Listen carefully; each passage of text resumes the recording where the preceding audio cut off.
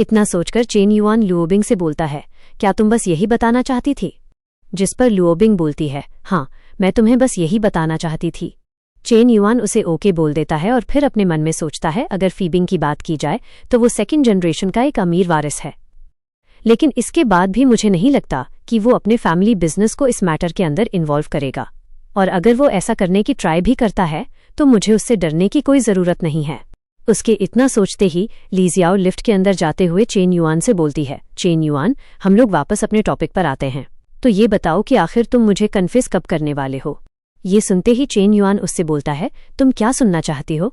जिस पर लीजियाओ थोड़ा शर्माने लगती है और शर्माते हुए चेन युआन से बोलती है, क्या हम लोग इस टाइम पर कपल बन चुके हैं?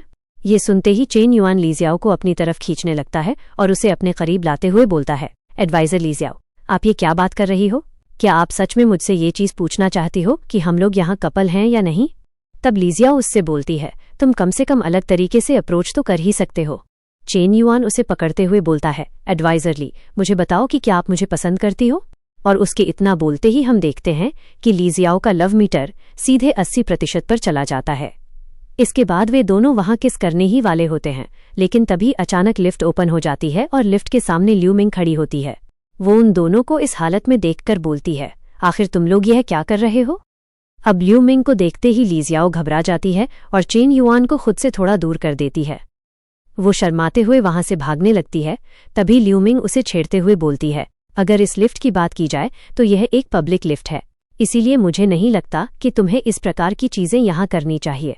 अगर तुम्हें इतना ही इंटीमेट होना है तो तुम्हें रूम के अंदर जाना चाहिए। यह सुनते ही चेन युआन मस्ती मस्ती में ल्यू मिंग के पिछवाड़े पर कसकर चुटकी काट लेता है, जिससे वो बिलबिला उठती है और उसे चेन युआन पर गुस्सा आ जाता है। वह गुस्से में चेन युआन को गाली देने ही वाली होती है। तभी लीजियाओ ल्यू मिंग की तरफ देखते हुए बोलती है, अरे तुम्हें क्या हुआ? ये सुनकर ल्यू मिंग हंसते हुए बात को घुमाती है और बोलती है, अरे कुछ नहीं, तुम लोग आराम से रूम के अंदर जा सकते हो, मैं बाहर कचरा फेंकने जा रही हूँ। ये सुनकर लीजियाओ रूम के अंदर चली जाती है। तभी चेन युआन ल्यू मिंग को चढ़ाने लगता है। ये देखकर ल्यू मिंग भी चेन युआन को अपनी मिडिल फिंगर दिखा देती है। इसके बाद चेन युआन जैसे ही रूम के अंदर आता है, वो लीजियाओ को पीछे से हग कर लेता है। वो उसे बाहों में भरते हुए बोलता है, एडवाइजर लीजियाओ, जब आपका स्टूडेंट यहाँ आया है तो क्या आपको उसे एजुकेट नहीं करना चाहिए? चेन युआन के इतना बोलते ही लीजियाओ उसे थोड़ा पीछे हटा देती है और बोलती है, चेन युआन, ऐसा मत करो क्योंकि मेरी सिस्टर जल्दी ही वापस आ जाएगी। जिस पर चेन युआन उससे बोलता है, क्या होगा अगर वो वापस आ गई तो? मैं तो इस टाइम पर उसका जीजू हूँ। ये सुनकर लीजियाओ चेन युआन से बोलती है, चेन युआन, कम से कम पहले मेरी सिस्टर को सोने तो दो। ये सुनते ही चेन युआन बोलता है, अरे चिंता मत करो, वैसे भी ल्यू मिंग को कचरा फेंक कर आने में काफी टाइम लगने वाला है। उसके इतना बोलते ही हमारा व्यू बाहर आ जाता है, जहां हम देखते हैं कि ल्यू मिंग गेट के बाहर ही खड़ी है। वो गेट के बाहर खड़ी होकर अपने मन में सोचती है, इस ठरकी को तो देखो, मैं कचरा फेंकने के लिए क्या चली गई, इतने से टाइम का फायदा उठाकर ये मेरी सिस्टर को परेशान करने लगा। इतना बोलकर ल्यू मिंग का चेहरा लाल पड़ने लगता है और वो अपने मन में कहती है, क्या ऐसा हो सकता है कि आज ये लोग उस तरह की चीजें करने वाले हैं? लेकिन ये काफी दुख की बात है कि मैं बस बाहर खड़े होकर इन लोगों की आवाजें ही सुन सकती हूँ, मैं इन लोगों को लाइव नहीं देख सकती। इतना बोलते ही ल्यू मिंग लंबी लंबी सांसें लेने लगती है।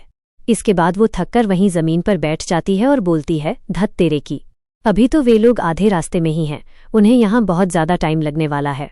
आखिर मुझे कब तक इंतजार करना होगा?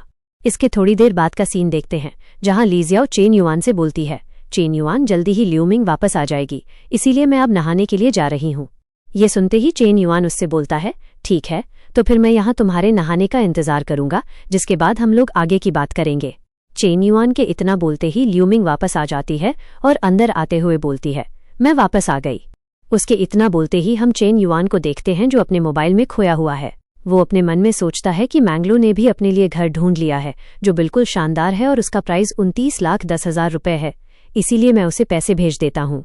इसके अलावा मुझे फैंगमिन को भी पैसे भेजने हैं क्योंकि उसने भी अपने घर का रेनोवेशन कराया है जिसकी कॉस्ट 6,80,000 रुपये आई है। चेन युआन के पैसे भेजते ही उसके पास नोटिफिकेशन आती है कि होस्ट को कैशबैक मिला है। अगर कैशबैक अमाउंट की बात की जाए तो वो पूरे 1,07,70,000 रुपये है। इसके बाद हमारा व्यू मैंगलो के ऊपर आ जाता है, जो पैसों को देखते ही बहुत ज्यादा खुश हो जाती है और बोलती है, अब फाइनली मेरे पास खुद का घर होगा। तभी हम फैंगमिन को देखते हैं, वो भी बहुत ज्यादा खुश हो जाती है और खुशी के मारे चेन युआन को पप्पियां देने लगती है। इसके बाद व्यू वापस चेन युआन पर आता है, जिसके पास नोटिफिकेशन आती है कि मैंगलो का लव मीटर बढ़कर अब 96% पर पहुंच चुका है। क्योंकि यहाँ अपोजिट सेक्स की फेवरेबिलिटी के 3 पॉइंट बढ़े हैं, इसीलिए कैशबैक को डबल कर दिया गया है।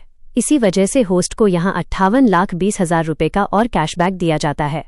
यह सुनते ही चेन युआन अपने मन में सोचता है, क्या बात है, इस तरीके से मेरा टोटल कैश पूरे 5 करोड़ रुपए पर पहुंच चुका है। मानना पड़ेगा कि यहाँ मैंगलो का लव मीटर बिल्कुल सही टाइम पर बढ़ा है। अब चेन युआन के इतना सोचते ही हम ल्यूमिंग को देखते हैं, जो वहाँ नूडल्स खा रही होती है। वो चेन युआन की तरफ देखते हुए बोलती है, अब तुम्हें क्या चाहिए? जिस पर चेन युआन ल्यूमिंग के पास आते हुए बोलता है, मुझे भी एक बाइट लेनी है। यह सुनकर ल्यूमिंग उसे मना करते हुए बोलती है, बिल्कुल भी नहीं, अगर तुम्हें भूख लगी है तो खुद से बना लो। लेकिन चेन युआन उसकी बात नहीं सुनता और उसका खाना उठाकर खाने लगता है। ये देखकर ल्यूमिंग चिल्लाते हुए बोलती है, चेन युआन, सच में तुम एक नंबर के बेशर्म हो। ये सुनते ही चेन युआन मुस्कुराते हुए बोलता है, मैं बेशर्म हूं या नहीं, इस चीज को मुझे नहीं लगता कि तुमसे बेहतर कोई जानता है। और वैसे भी मैंने यहाँ तुम्हारी सुस्ती भगाई है, तो चिंता मत करो, तुम्हारा जीजू तुम्हें इससे भी अच्छी चीज खिला देगा। चेन युआन की ये बात सुनते ही ल्यूमिंग चुप हो जाती है।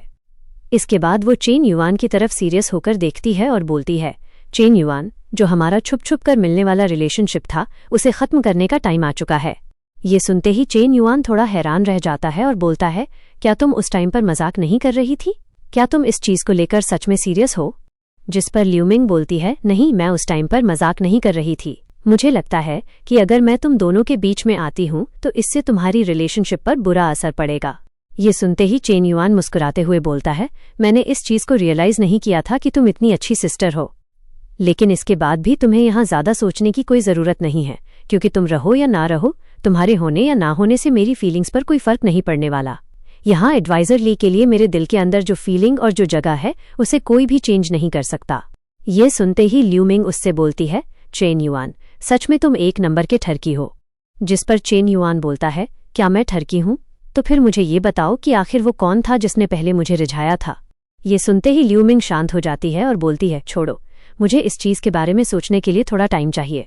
चेन युआन बोलता है, ठीक है, तुम जितना टाइम लेना चाहती हो ले सकती हो, लेकिन मैं ये जानने के लिए क्यूरियस हूं कि तुम कितने टाइम में इसका सोल्यूशन निकाल पाओगी, क्योंकि वैसे भी 1 हफ्ते बाद मैं वापस अपने बिजनेस के सिलसिले में बाहर जाने वाला हूं।